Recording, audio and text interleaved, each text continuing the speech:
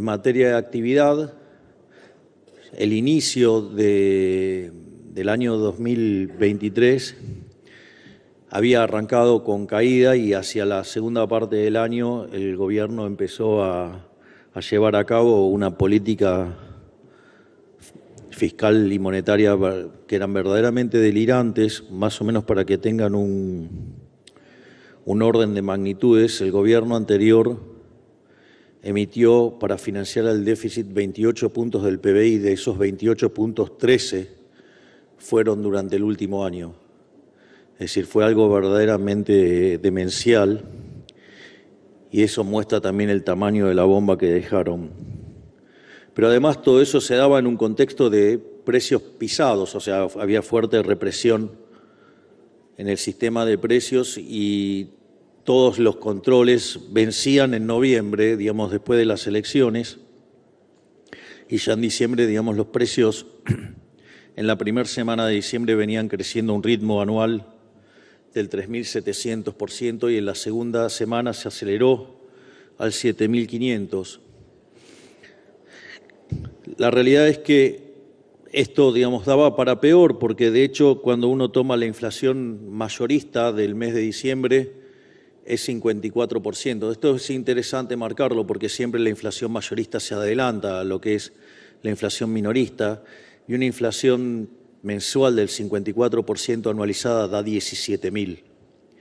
Y la realidad es que el dato del mes de abril en mayoristas había sido, digamos, 3,4%, es decir, que anualizado 50%. Es decir, entonces es bastante divertido que digan que no hay un programa económico cuando, digo, la inflación bajó de un ritmo del 17.000 anual al 50%.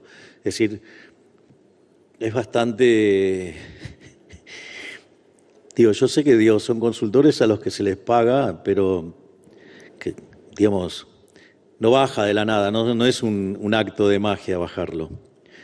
Y eso básicamente obedece a un programa de estabilización duro que nosotros llevamos a cabo. Y ahí es importante entender la lógica de un plan de estabilización. Yo entiendo que llevamos años y años de un lavado de cerebro intervencionista brutal, y entonces, digamos, tendemos a pensar los programas de estabilización como una cuestión de, digamos, definir un montón de cuestiones de política y de sectores y todas esas cosas. Pero en realidad, un programa de estabilización tiene 3 elementos. Tiene una pata fiscal, tiene una pata monetaria y una pata externa. En ese sentido, digo, en lo que tenía que ver con la pata fiscal, nosotros lo que teníamos que hacer era atacar, digamos, el déficit,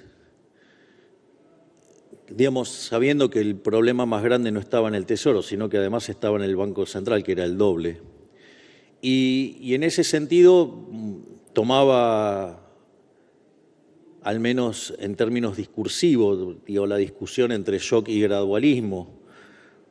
Y la realidad es que yo siempre, digamos, estuve del lado del shock y difícilmente, digamos, iba a cambiar al momento de estar al mando de este barco, y no lo hice.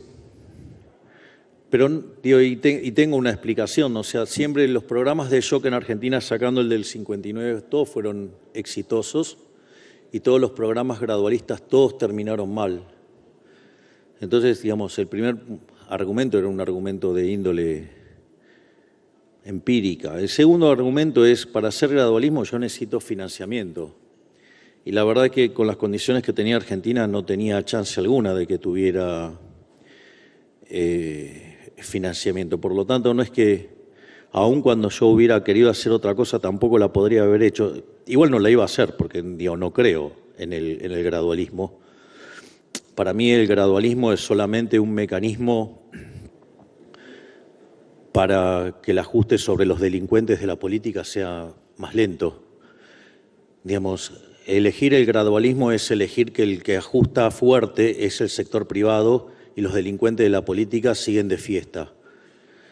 Que además, cuando llega el momento que verdaderamente tienen que ajustar, tampoco terminan ajustando. Por lo tanto, o sea, no había chances de que fuera de otra manera. Y en ese sentido, nosotros nos propusimos la meta del déficit cero. Ahí también es interesante porque la meta del déficit cero era para todo el 2024. Y la verdad es que encaramos con tanto coraje, con tanta fuerza el ajuste. Digamos, hicimos una reducción de los ministerios a la mitad, eliminamos transferencias a las provincias, o sea, las eliminamos por completo prácticamente, eliminamos la obra pública. Digamos, además, eliminamos un montón de contratos políticos, hicimos un fuerte ajuste fiscal. También, digamos, transitoriamente pusimos el impuesto país, el cual, digamos, si sale la ley base, lo vamos a bajar para después eliminarlo. Y además, nosotros teníamos claro que el ajuste iba a tener un fuerte impacto en lo social, es decir, cuando ustedes generan un aumento del ahorro, digamos, fruto del ajuste, la contracara es que para que no sea recesivo tendrían que tener un aumento de la inversión. La realidad es que con la reputación argentina difícilmente de un día para el otro se iba a poder generar una credibilidad como para que, digamos, la inversión despegara. Aún así, nosotros enviamos un programa de reformas estructurales al Congreso, digamos que es la ley bases, y además mandamos un DNU, que nos dijeron que el DNU era inconstitucional y que el Congreso estaba operando. Y la realidad es que, ya vemos, se llevan 6 meses todavía discutiendo la ley bases. Ahora, es interesante porque eso hubiera hecho que el ajuste fuera menos doloroso, pero a la política eso no le importa. Lo que menos le importa a la política es la gente. A la política lo único que le importa es hacer negocios con la de la gente. Y eso es lo que nosotros vinimos a cambiar y eso es lo que los tiene tan violentos. Porque no es que todas estas cosas que estamos logrando nosotros las logramos sin que la política nos acompañe. Es decir, las logramos a pesar de la política. Nosotros creíamos que lo íbamos a lograr en un año e increíblemente lo logramos en el primer mes. Es decir, para el mes de enero habíamos logrado el superávit financiero. Entonces, ahí lo que empezaron a criticar es que, bueno, era solamente algo transitorio que habíamos logrado en el mes de enero. Y entonces ahí empezaron con que era licuadora, mucha licuadora y tijerita. Bueno, sucede que la tijerita que termina siendo el 90% del ajuste y la licuadora solamente el 10%.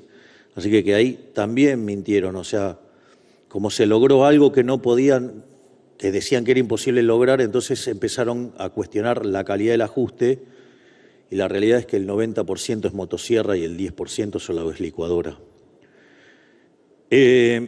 No solo eso, sino que además que no lo íbamos a poder sostener y febrero de vuelta tuvimos superávit financiero y que no lo íbamos a poder sostener en marzo y en marzo volvimos a tener superávit financiero y lo volvimos a tener en abril y lo volvimos a tener en mayo y cuando ustedes ajusten la estacionalidad del mes de junio y se queden con el primer semestre, vamos a terminar con un abultado superávit financiero, es decir, el déficit cero no se negocia de ninguna manera, es decir, me van a tener que sacar muerto de la rosada para lograr quebrar el déficit fiscal.